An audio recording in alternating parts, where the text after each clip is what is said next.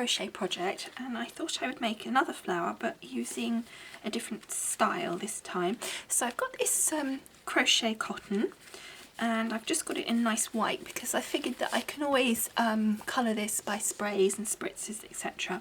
So this is just a regular thin crochet cotton, and I have got a crochet hook which is a 2mm. And we're going to start, as we did before, by making a slip knot. The thing we want to do, as we did on our previous video, is to make our original first set of chain. So we're going to make a little circular set of chains. So we're going to do like 3 or 4, and then we're going to join them together to make like a little circle. Now I'm not going to go through how you hold it, etc., or any of that, or even like into a lot of detail about the chain stitch, etc., because we did cover that on the previous video. We're going to just put our hook under 1,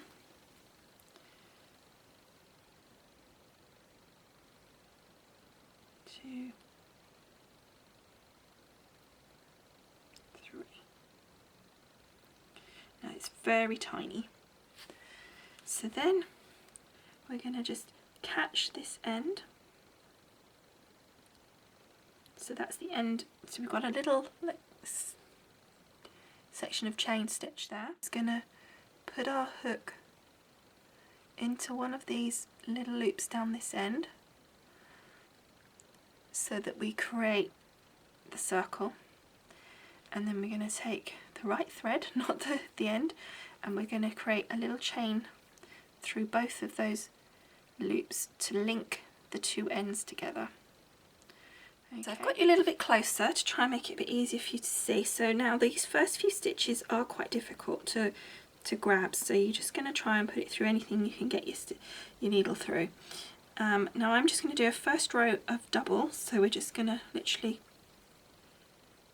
go through, so through the first stitch rather, and then through the next 2. Now don't worry that it feels a bit tight and uncomfortable at this stage, because that's natural. Now you want to do, if you were going on this one, we want to do 1 chain stitch or slip stitch between, and then we're going to go on to the next loop that we can see, and then go through, make our double, and then we're going to go all the way around doing a double and a chain. Okay, so we've got right back down round now to the first loop. So what we want to do is join the, do my chain, is to join the top of our first. Okay, so we've gone through the 2, and we're therefore going to join the top of our first rows at the beginning and the end again, like we did with our chain. So what we've got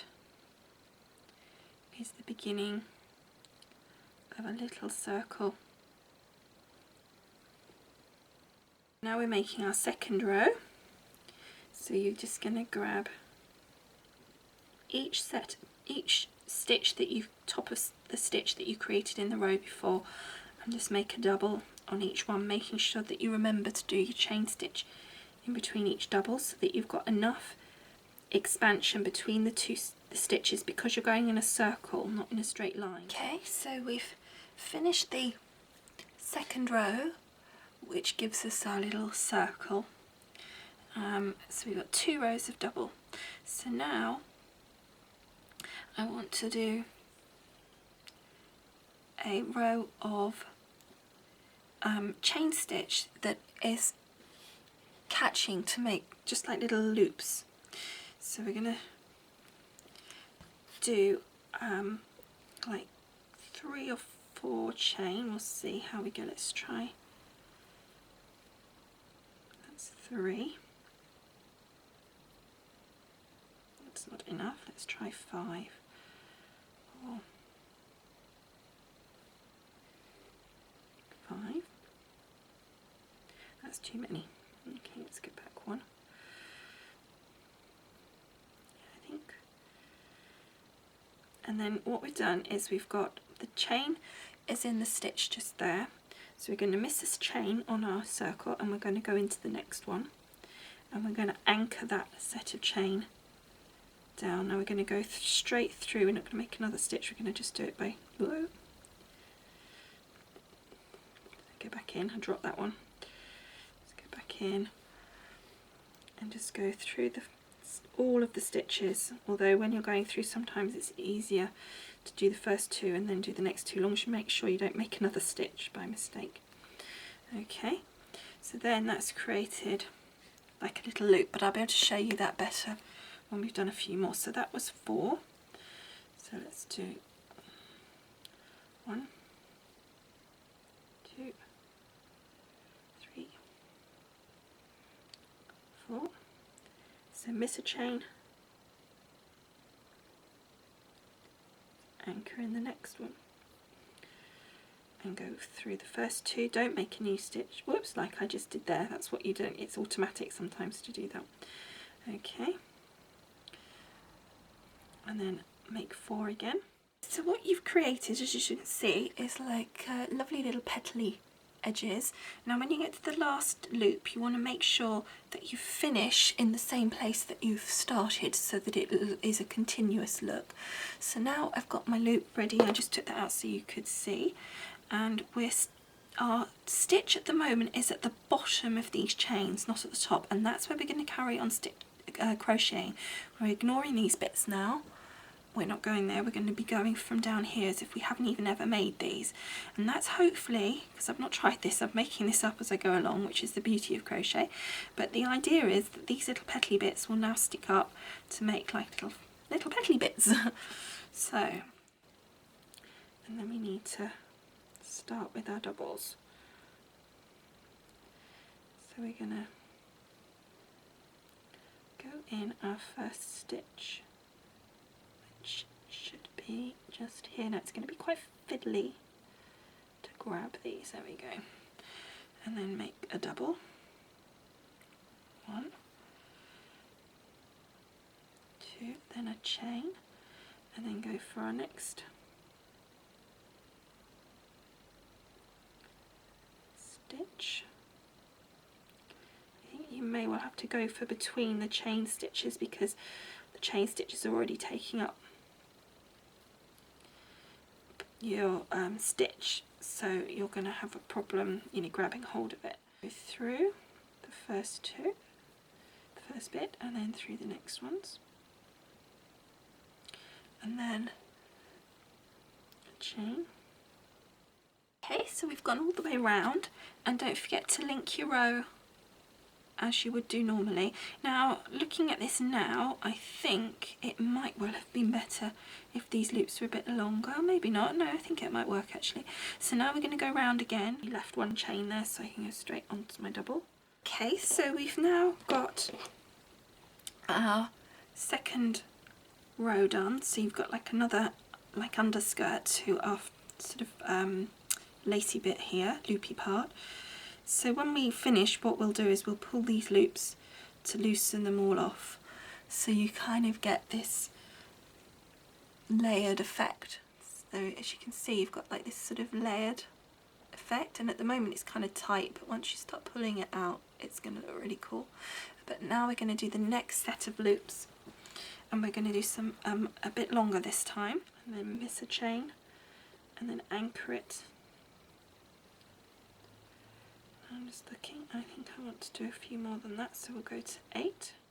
A much bigger loop this time, so we'll see if that looks a bit better than those slightly smaller ones, but I didn't realise it would tighten up quite so much because I've not tried this. I'm really making it up as we go along, so then we do. Okay, so we've done all our loops, and I've started doing my double crochet around the bottom of the loops as I did on the first set of loops. So we're going to finish going around all of those, and then I'll show you what that looks like. You're just literally trying to find the gap between the little loops here, and then you're just going to put your needle in that stitch that's between, and then create your double, then a single chain stitch, and then find the next set of loops and go between it, get the stitch between, and do a double. Now technically, because I'm going every other stitch, I should be doing 2 chain stitch between. However, I want this to be quite tight because I kind of want it to pull the loops up, so that's why I'm not doing that. I want it to kind of be that slightly taut feeling because that does give a nice effect. So that's why I'm not doing that. But if you were trying to make this lay flat, then you would need to do that extra chain stitch. Row of double. Now you could keep going, you could do another row of double again and then do another layer. However, I don't want this flower much bigger, but what I do want to do is add a little bit more to this centre piece, because I think these centre little ruffles aren't really big enough. I think the best thing is if I actually fasten this off rather than try and take this through, because I think that what's... And then I'm just going to start crocheting on the top. So just put it in position, take my crochet, and then put my needle through. That tail is on the top of your crochet at the moment because we'll work that out later. So then all I'm going to do, I'm actually in my little loops, there that we'd made before, so I'm just going to start making those just that little bit bigger. If I did another row of my slip stitches, but attaching it to the top of each one, so we've got 4, let's do 5, 6, so it's halfway between what we did before and this time. So that's on that loop, so if I then attach it through the next loop and then just do a slip stitch to attach the two together.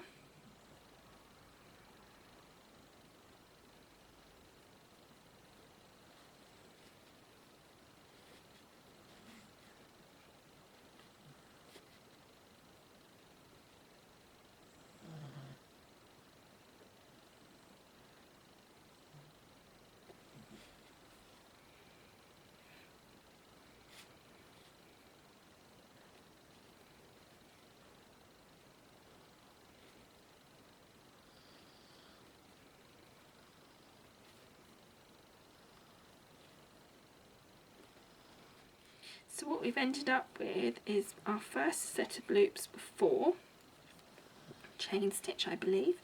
Then this loop set that we're doing here is 6, but it's the second row, but even though we've done it last. And then the last lot are 8, so you've got a nice graduation as well. So now we need to just connect those two properly.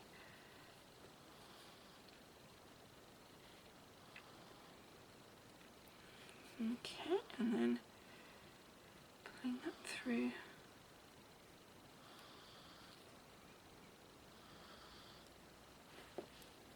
And then just snipping the end and pulling it through.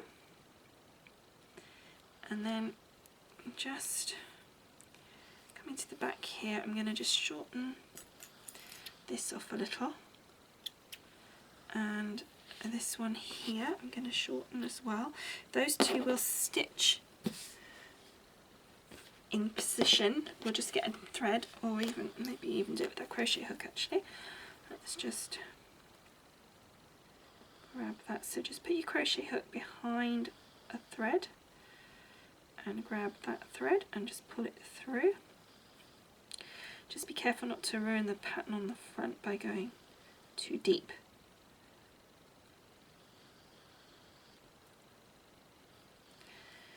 Go, and then again, there we go, and then just snip that excess off as well.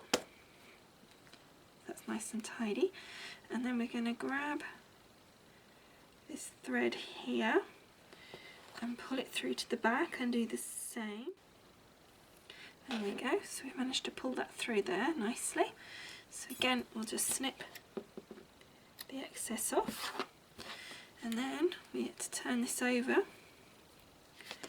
and see, just gently tease out those little edge petals. Okay, so here's our finished flower, and you could do even another layer in the middle there, which might look quite nice, but I'm going to leave mine empty because I think I'm going to put like a nice gem or something in the centre.